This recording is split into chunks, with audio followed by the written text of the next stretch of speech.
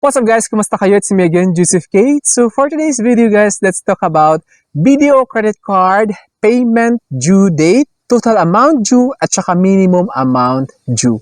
Pag-uusapan natin guys kung ano nga ba yung ibig sabihin ng tatlo na yan para hindi kayo malito.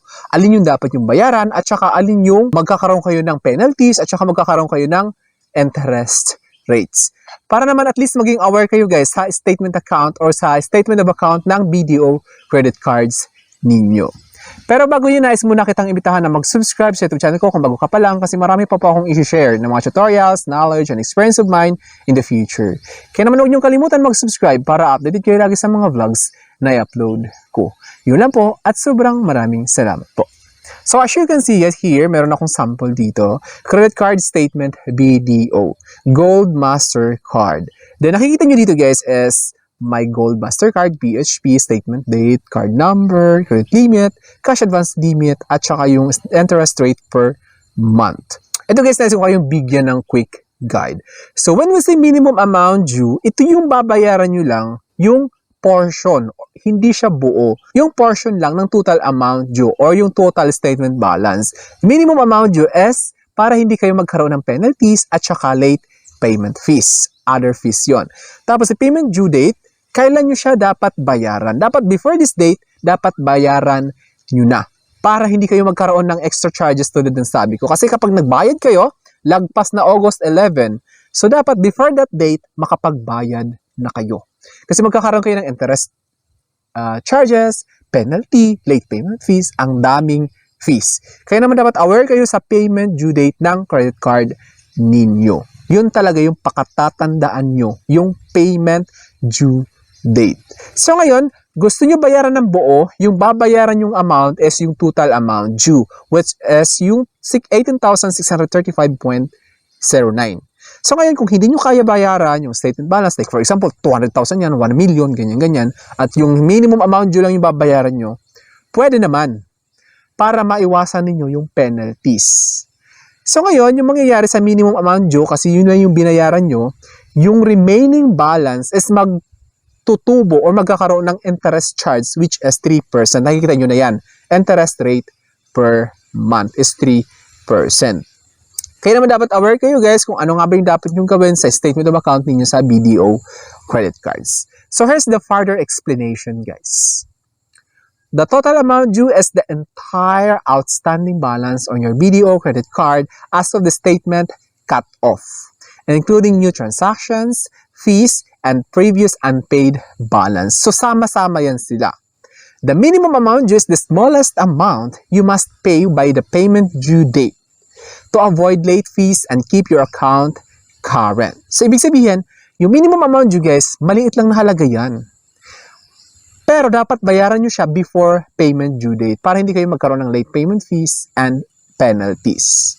But it is much smaller than the total amount due. The difference is the amount you choose to pay above the minimum, and paying only the minimum means you will be charged interest on the remaining balance. Tulad ng sabi ko, kapag hindi nyo nabayaran ng buo yung total amount due o yung total statement balance, magkakaroon kayo ng 3% interest rate every month hanggang sa mabayaran nyo yan. At malulubog kayo sa utang kapag hindi nyo nabayaran ng buo yan. Kasi mataas yung 3%, guys. Total amount due, what it is. The full amount you owe at the end of the billing cycle. Includes all new purchases, cash advances, fees, charges, and any unpaid balance from the previous statement. So, dyan na lahat nagsama-sama sa total amount due within billing period. Di ba may statement date na kalagay dyan kung kailan mag-start at saka kailan mag-cut off. Dito papasok yan sa total amount due. Then yeah, let's talk about minimum amount due sa BDO credit card. What it is, the required minimum payment to keep your account in good standing. Good standing. So ngayon kung hindi mo na talaga kaya bayaran yung total statement balance or yung total amount due, you should pay off first minimum amount due to keep your account active. So, kailangan nyo maintindihan na next billing cycle, papatungan yan 3%. Ulit-ulit ko sinasabi para maging aware kayo.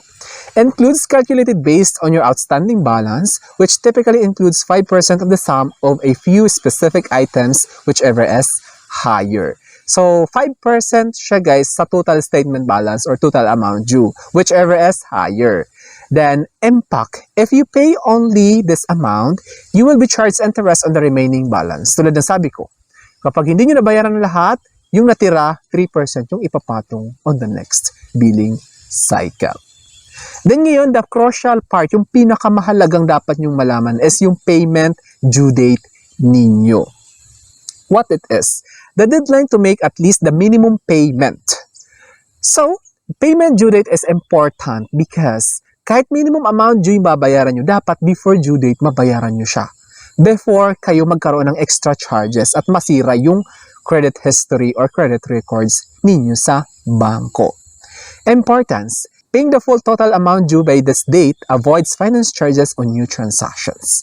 So, sinasabi dito guys is kapag binayaran ninyo yung total amount due, maiiwasan ninyo yung charges para sa bagong transaction. So, wala kayong interest rate of course kasi fully paid yung statement balance ninyo sa BDO credit card. Late fee. So, if you don't pay at least the minimum amount due by this date, you will incur a late payment charge and potentially finance charges.